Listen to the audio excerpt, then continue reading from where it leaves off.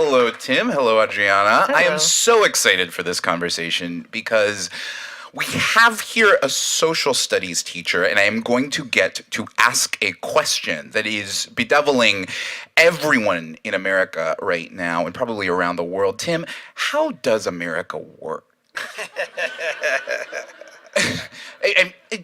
To ask it seriously for a moment, you are teaching social studies at a moment when there's always some distance between sort of the schoolhouse rock Sure. vision of American government and what actually happens. But we are constantly, as journalists, I am always looking at the distance between our popular conception of how government works, things like Congress passes legislation or Congress authorizes wars, and what actually happens in government. So how do you grapple with that, the changing nature of government at this moment?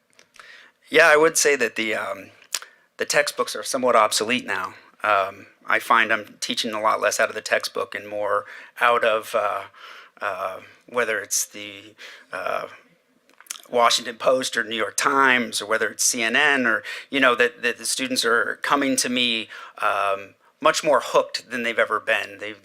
They understand a little bit about what's going on, whereas before that was always my job. Let me try to get them interested, and that was like the biggest aspect of my job. It's not like that anymore. They come to me and they're asking me questions. They went, well, what's going on with Syria? What's going on with Neil Gorsuch? And why are they filibustering him? And what happened to the filibuster? All those kind of things. Where it's before those were key terms in a chapter of a textbook in the 300 page, and so. Yeah, it's a lot different nowadays than it used to be. And Adriana, you as a social worker are you are tending to the social, emotional circumstances and lives of your students. And what's been the biggest change we talked, much of the context for today's conversation is the current political environment. And I'm curious, what changed for you and in your work come November of last year? Well, I think that first I want to shout out Haynes because I see a lot of students and teachers here. But the work that I do is really socio-emotional and behavioral, which often plays hand in hand. So what I'm seeing, especially right after Trump was elected, was a lot of people coming to my office and teachers and students coming in and saying, I am really, really scared. I don't know what's going to happen to me. I don't know what's going to happen to my family. I can't go to college because now I have to take care of siblings, or I may not be able to.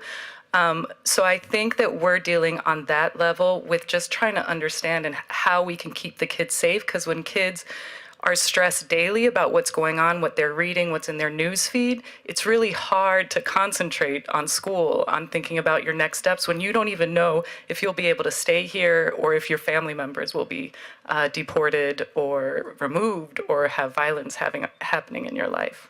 And what is your role in helping them through those challenges? Well, I take on quite a few roles. I think as educators and working in a school, we often do. But I think that the main thing that we try to do is create a safe space in really uncertain times. People don't know what the next steps are, what's going to happen. So I think trying to create safety, but also create a space to speak about it. So I've created a Latina moms group for moms to come into the school before and after school to really have a space to talk about what's going on, the stressors that are going on, to connect to resources. I mean, our community has really provided a ton of resources, and they talk to each other about, I went to this place, you should try this place, you should talk to this lawyer. So it's really important to get us as a school and the families charged in a positive way where they feel like they can support themselves and support their families in these times of uncertainty. But I think the last piece that we're trying to do as a school is to make everybody more aware, provide more information, try to look for experiences where kids can leave DC, internships, resources, where kids can leave DC and just get to learn a little bit more about the other side of America that's outside of DC. Yeah. The two of you, part of what's interesting as context for this conversation, the two of you teach at schools that are pretty demographically distinct from one another. Adriana, your school, I believe, is about 48% Latino, 51% African American, and there's a tiny, tiny group of white students. And Tim, your school is pretty demographically different than that. It's a lot of Caucasian students, a lot of Asian students, and a smaller percentage of black and brown kids.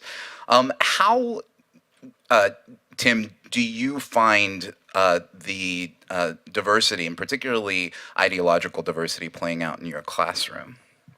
Yeah, so being in Montgomery County, I mean, we still have highly educated population of parents. And so I teach at a school that we get a number of students from outside even our own school district because we're a magnet school. And I find that even if there's not always the diversity of, let's say, an inner city school, there's still quite a bit of diversity from different cultures. And I think that that always is beneficial in the class, that they're not a homogenous group from backgrounds. Even amongst our Asian population, we have South Asian, East Asian students. So using their backgrounds and their knowledge from their cultures and stuff like that is always going to be a benefit, even if it's not in the traditional sense of somebody from white America versus African America in the United States. Yeah. You're teaching government and, by extension, often politics. It's not the least polarizing subject that can be taught. How do you talk through difficult conversations or possibly polarizing topics in the classroom? What's your approach? Yeah, so like I said, my role, I think, over the 15 years that I've taught is changed somewhat from this traditional model of the teacher imports the knowledge on the students and they learn the textbook and they from that model to more of almost like a referee, where you have to allow the students to not only have their own opinions and their own voices, but to some degree, because I teach predominantly sophomores as well, to find those voices. So they might come to me with some feelings about what they've heard their parents talk at the dinner table, but really giving them the context to be able to speak educatedly about it. So giving them the context of this is why your parents might be more conservative because they might own their own business and they might see taxes as their number one issue, or your parents might have immigrated here and there might be a reason why they feel a certain way about immigration policy. So it's really getting the students to understand more about why they have the feelings that they do. And so in order to do that, providing them the space to explore that, to give them context, to allow them to ask more questions. So it's not, like I said, a dark room, PowerPoint behind me, lecturing all the time and them taking, copious notes in the classroom. I just don't think that gives them the ability to explore their own education, if you will.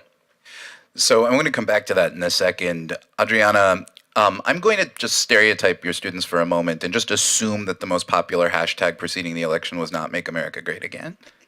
I think you're probably right on that one. Fair assumption.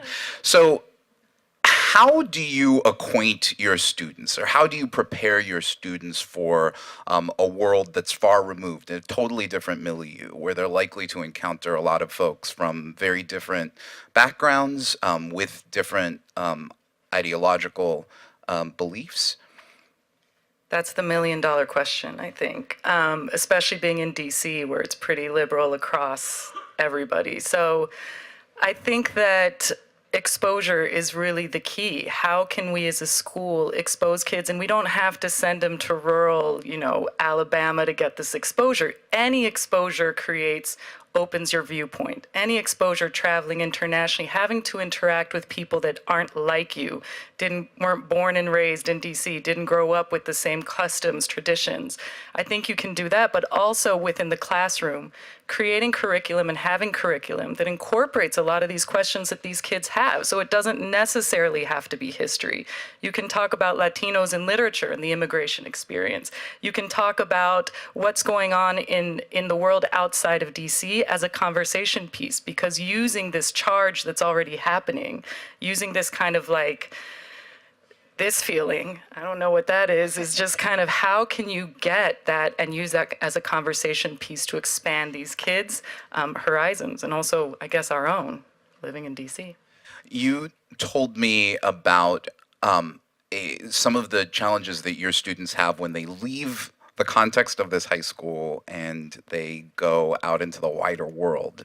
Tell me a little bit about what you've seen from when your students leave the place where you are tending to their social and emotional lives. So I think the story that captures it is we had this superstar senior, and she went to a school not far away in Virginia, and she'd encountered some racism. She was a black student. She had encountered some racism, but kind of her breaking point was she was in the cafeteria, and two white guys behind her said, she was in the pasta line, and they said, "I bet she's going to order mac and cheese." And she was just like, she didn't say anything to them, but that kind of broke her. She came back to the school and she's like, "I'm leaving this school. I can't take it anymore." She wanted to go back and apply to Howard. She's like, "I need to go to Howard. I think it's a better school." But it was really hard. A lot of the teachers were trying to encourage her, like, you got to deal with this adversity. This is kind of the real world. And I think that it was really hard for her. So I think that is an example of these kids that are very comfortable in DC in their schools and talking, they're superstars, and they send them out to the real world, and it's kind of fearful. There's still a lot of racism. It's very real to them because they get it daily, but when you go out, you get it 100% more than you're used to. So I think that what we're trying to do is really, again, with the exposure, try to see what we can do to help prepare them for the social part of college and of next steps. Now, Tim, you've encountered in your own classroom, you've had moments where the students have expressed their own ideological divisions. How does that manifest in your teaching? How do you respond to that as an instructor? Yeah, as I said before, as I try to allow the students to explore their own thoughts and emotions in education, sometimes those come into conflict with one another. And last year during the election, as I think I can attest, there was that feeling, where they were really they were into it, but also there was a lot of reservation, especially as it moved along in the political process and farther along in the primaries. And it came to a head with two highly intelligent students on the opposite end of the spectrum. And, one said something about, supporting Trump, and I'm sure it was, we're going to build the wall kind of thing. And another student just got really, really upset, and I can't believe how, you're my friend, how could you possibly think that? And really, it kind of, they went back and forth, and all of a sudden all the other students looked at me like, "Are you gonna stop this? Like, they're gonna like fight here." And I, at some point, there was a point where it got to a point, I should say, that I said, "Okay, this is a great discussion. You guys are obviously very, very, you feel very strongly about your positions.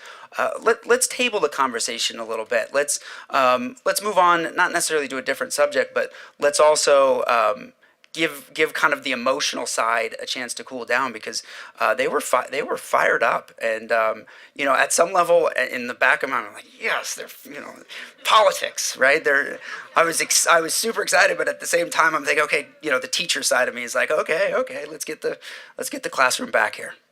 So I'm just going to ask a few more questions and then turn to you all for a question for our instructors this morning. But you have said, you've said that this experience of having having the students feel very excited about politics, come to the table and have thoughts to offer, have opinions to share, is a kind of galvanizing experience for you as a teacher. You're not trying to, offer some carrots to get your students interested in these subjects because they are, on some level, intrinsically interesting. But how do you, first of all, how do you just keep up with the information that your students are coming to you with? And how, in an atmosphere where there's a lot of information flying around, some of it true, some of it fictional, how do you help your students walk through what they should be paying attention to? Yeah, so it's funny because people talk about this generation and that they almost write essays in 144 characters or less because they're so used to just having that little bit of space. But I would also say that there's politics in their Twitter feeds, their social media. It's this group of teenagers today is not kind of that stereotypical like just follows Hollywood and sports or anything.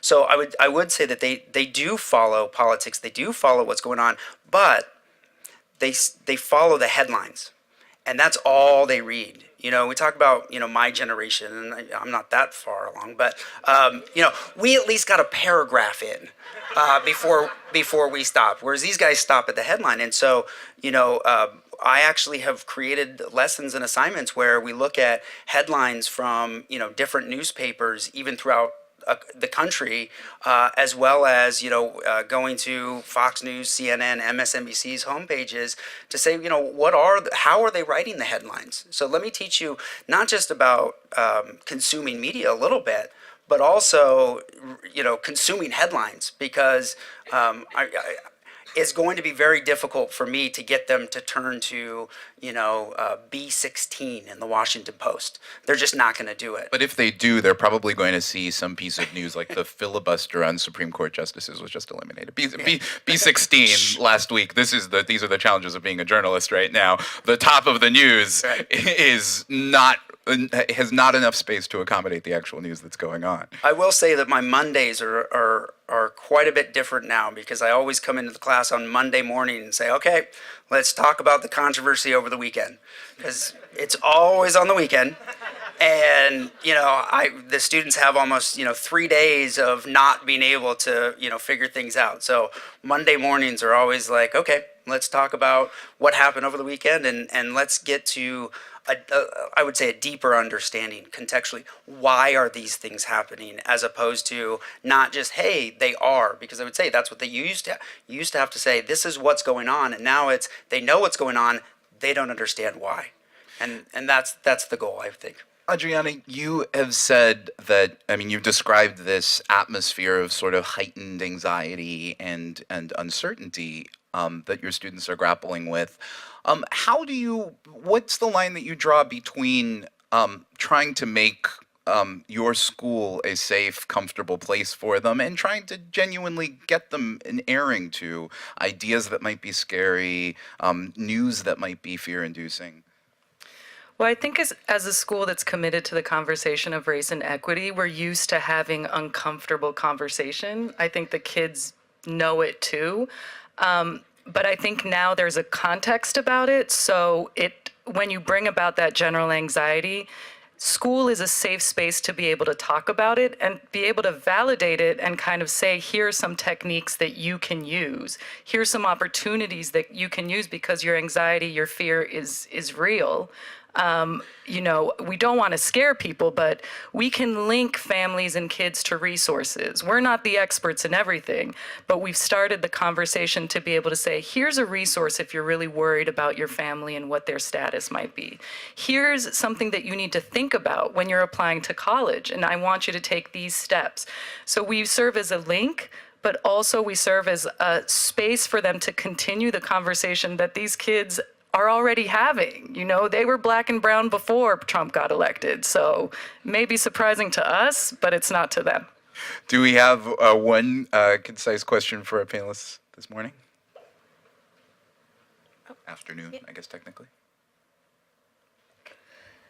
Good afternoon. I'm Sammy Whiting Ellis. My question is, as you are focusing on teaching these kids, when do you structure the basics of them knowing what their rights are, what our Constitution says under the law, so they can understand what we're seeing happening and eroding the rights of American citizens, whether it's been given to them with this fake news, because adults, they're generations my age, who don't understand what the U.S. Constitution says.